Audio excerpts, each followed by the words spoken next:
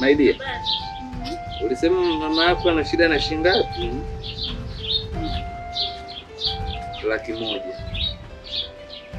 Basi ni shida. Hapa jana nimepiga mshindo wa milioni kama 2 hivi.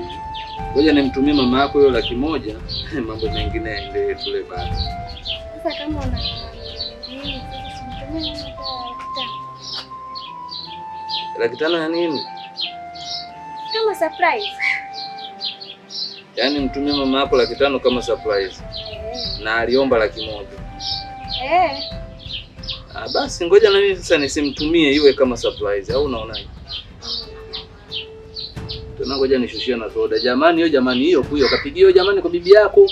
Si umesema nimtumie 500 kama surprise. Ngoja nisimtumie iwe kama surprise. Basi nini? Basi mtumie tu hata. Toka situmi hata 100. Wewe mpumbavu nini? Wewe ndio umenipandisha mazimu yangu. Nimtumie 500 kama surprise. 500 hiyo 400 yote mama yako anaenda kufanya nini? Mama yako jituzima ile limesha kwa maana nimtumie 500. Wewe mpumbavu. Kwanza hiyo 100 yenyewe nilikuwa nawaza hapa nimtumie nisimtumie.